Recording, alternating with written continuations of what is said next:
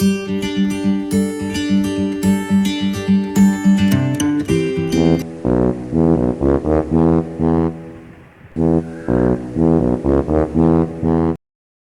peace guys, assalamualaikum warahmatullahi wabarakatuh. Selamat datang kembali di channel YouTube gua. Dan terima kasih yang udah klik video ini guys. Jangan lupa klik juga tombol subscribe-nya, oke, yang berwarna merah. Dan jangan lupa juga klik tombol loncengnya agar kalian tidak ketinggalan guys dengan video-video baru yang akan datang. Guys, di video kali ini gua akan menyampaikan informasi sedikit banyaknya mengenai tentang internet guys. Guys, di sini kita sama-sama belajar. Dan semoga dengan adanya video ini bisa dapat menambahkan wawasan kita semua. Oke. Di sini sebelum lebih jauh, kita harus mengetahui guys, apa itu internet. Siapa sih yang nggak tahu dengan apa itu internet ya kan? Bahkan mungkin adik-adik kalian yang masih di bawah, masih yang belum sekolah juga udah menjadi pengguna internet. Oke, di sini kita cari tahu dulu nih, apa itu internet. Jadi, internet itu adalah suatu jaringan komunikasi yang menghubungkan satu media elektronik dengan media elektronik lainnya, guys. Jadi di sini tuh internet itu tidak bekerja sendiri. Oke, dia itu ada penghubung antara media elektronik yang satu dengan elektronik yang lainnya. Do it! Yes, you can! Just do it! Gitu. Berdasarkan para ahli nih, guys. Menurut Harjono pada tahun 2009, dia mengungkapkan pendapat bahwa internet itu adalah kumpulan dari beberapa komputer yang bahkan bisa mencapai jutaan komputer, guys. Tuh. From one. The prophecy is true.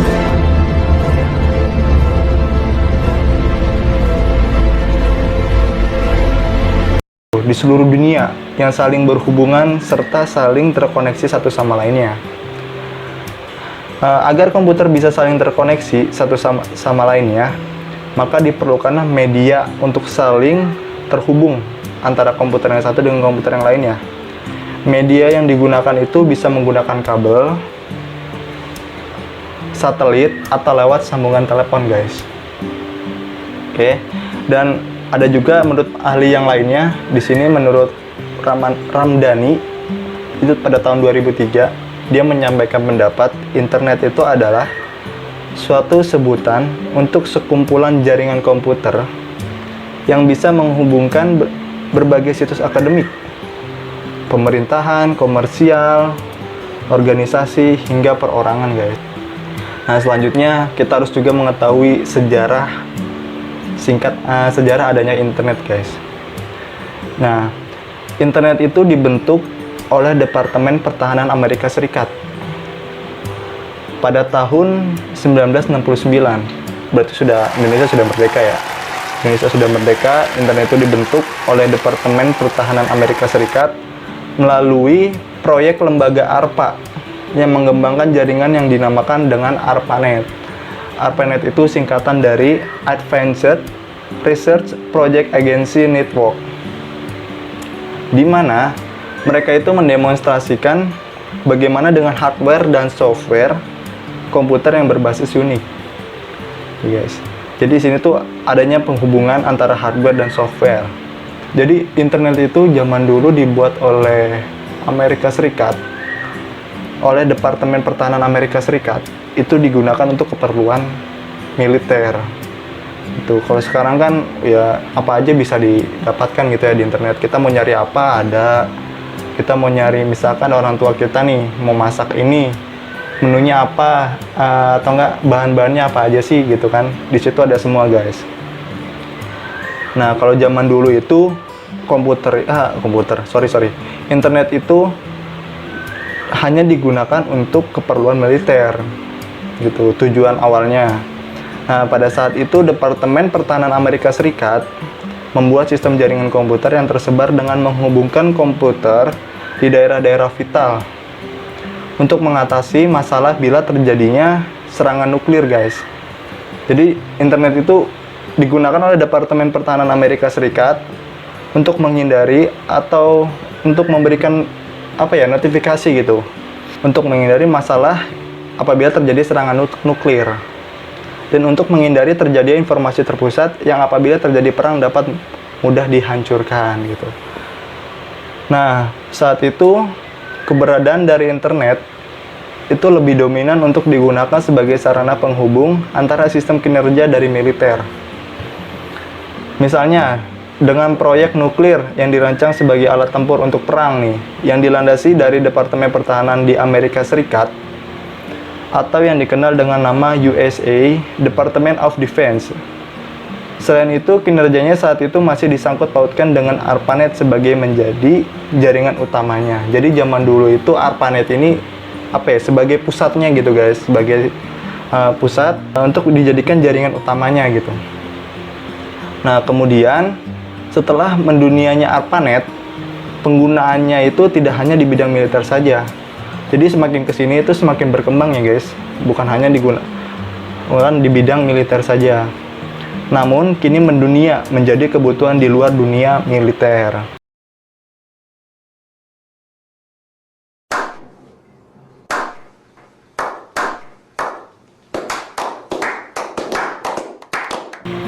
Sebelum namanya menjadi internet, ARPANET terpecah terlebih dahulu menjadi MILNET dan ARPANET.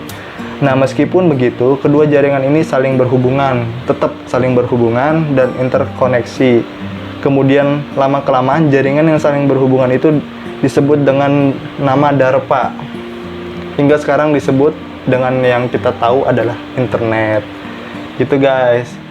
Jadi diinget-inget nih, kalau internet itu berawal dari dibentuk oleh Departemen Pertahanan Amerika Serikat pada tahun 1969.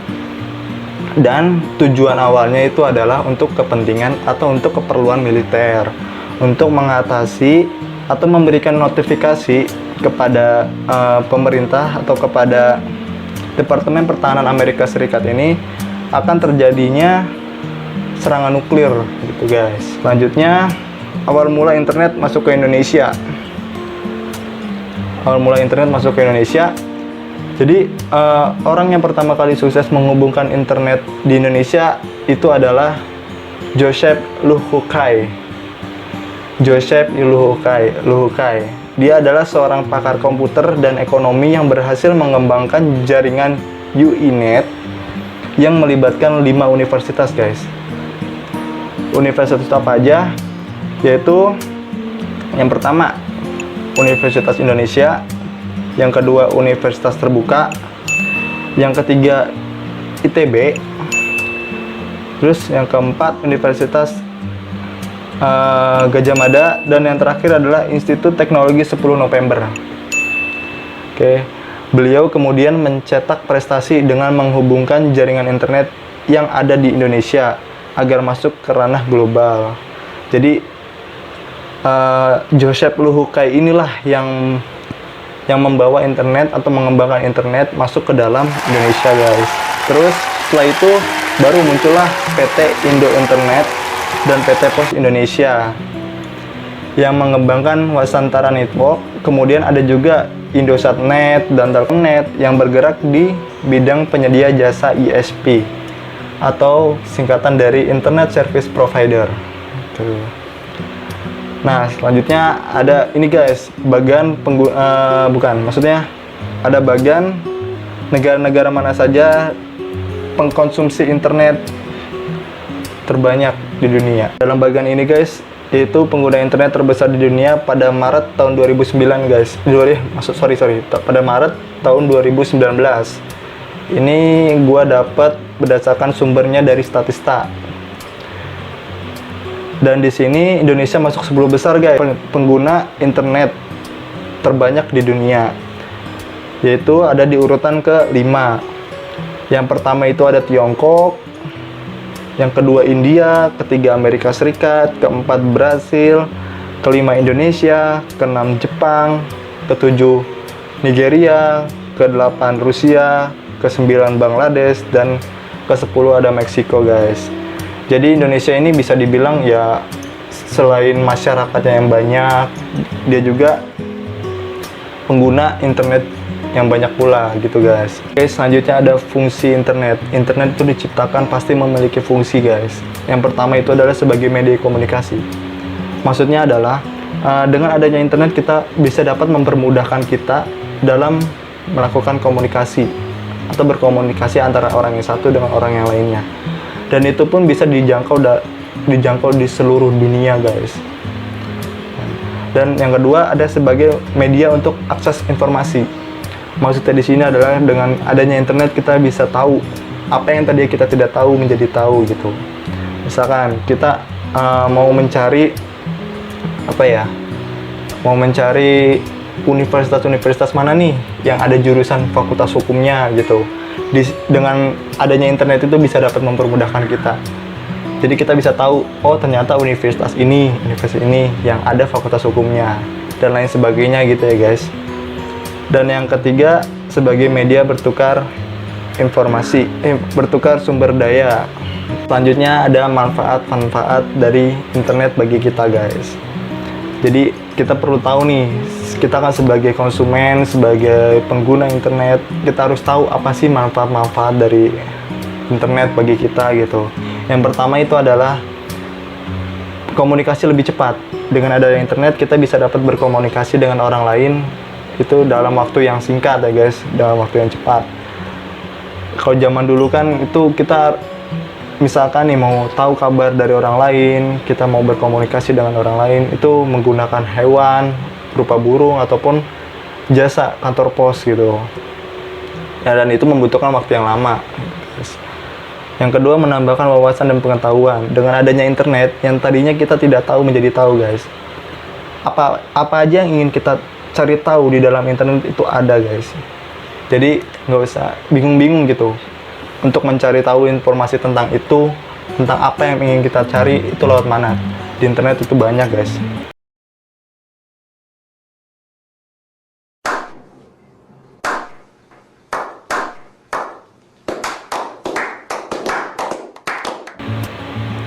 Yang ketiga kemudahan dalam berbelanja.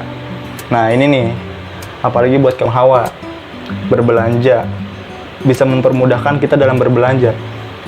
Dan kita dengan adanya internet di rumah nggak usah capek-capek keluar, kita bisa berbelanja tanpa harus datang ke tokonya gitu guys. Yang keempat ada kemudahan dalam pemasaran bisnis. Nah dengan adanya internet dapat mempermudah para pengusaha-pengusaha untuk memasarkan bisnisnya sehingga bisa dapat dijangkau dan diketahui oleh orang banyak. Kelima itu ada sarana hiburan guys. Jadi di internet itu bukan hanya bisa mempermudah kita cepat dalam berkomunikasi, melakukan komunikasi dengan orang lain, terus juga menambahkan wawasan, namun juga internet itu bisa menjadikan sarana hiburan bagi kita guys. Misalkan nih kita lagi bete,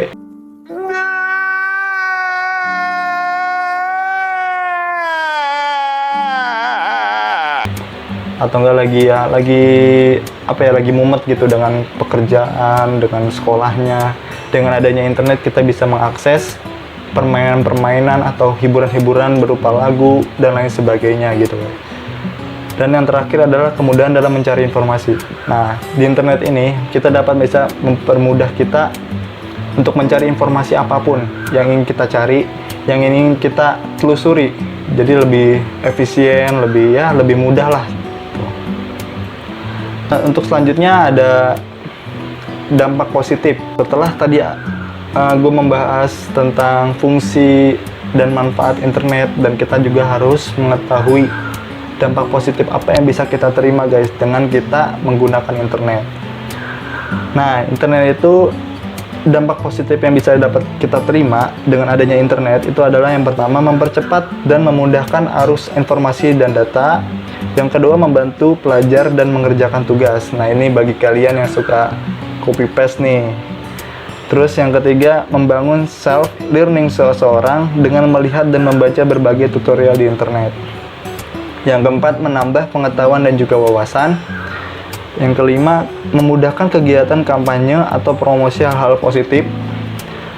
Yang keenam kemudahan mendapatkan hiburan dan pengisi waktu luang. Yang ketujuh mempererat relasi dan juga pertemanan melalui media sosial. Selanjutnya itu memudahkan proses pekerjaan manusia, menciptakan banyak lapangan pekerjaan dan peluang usaha yang baru gitu guys. Jadi dampak positif dari internet ini ada banyak guys yang bisa kita dapat dan bisa mempermudah kita guys. Selanjutnya tadi kan kita udah ngebahas dampak positif dari internet. Nah berikutnya itu ada dampak negatif. Kita harus mengetahui nih dampak negatif apa yang kita terima dalam kita sebagai pengguna internet itu. Nah dampak negatifnya itu adalah yang pertama itu adalah adanya potensi kecanduan internet. Nah bagi kalian harus berhati-hati nih dalam penggunaan internet yang berlebihan agar kalian tidak kecanduan. Yang kedua itu penggunaan waktu yang tidak produktif. Terus ketiga, potensi tindak kejahatan melalui internet atau cybercrime itu seperti penipuan itu marak terjadi gitu guys di dalam internet ini. Adanya konten yang tidak pantas. Ada konten yang tidak pantas dan berbahaya bagi anak di bawah umur. Gitu guys. Nah, yang kelima itu adalah mudahnya muncul informasi dan berita bohong. Nah, ini nih berita bohong nih yang suka menyebarkan hoax-hoax nih, hati-hati guys. Jadi kita harus menelusuri dulu informasi-informasi itu benar atau tidak adanya gitu guys. Meningkatnya resiko provokasi antar golongan, terus meningkatnya isu-isu sara yang menyebabkan perpecahan masyarakat. Ini berkaitan ya guys dengan berita-berita hoax yang waktu itu terjadi di Papua guys, ngeri ya. Jadi harus cerdas-cerdas, harus bijak lah dalam penggunaan internet ini. Terus adanya maraknya aksi cyberbullying, terus tergerusnya budaya asli lokal karena proses globalisasi melalui internet. Nah gitu guys. Nah itulah dampak-dampak negatif dan dampak-dampak positif tuh guys dengan adanya internet. Kita harus bijak dalam penggunaannya, kita harus bisa memanfaatkan internet itu dengan sebaik-baiknya gitu. Jangan sampai kita memanfaatkan dengan hal-hal yang tidak baik, dengan tujuan yang tidak baik gitu guys. Guys, cukup sekian video kali ini, semoga bermanfaat, semoga bisa dapat menambahkan wawasan kalian. Dan jangan lupa guys untuk selalu berdoa, selalu bersyukur, dan selalu bekerja keras. Salam peace.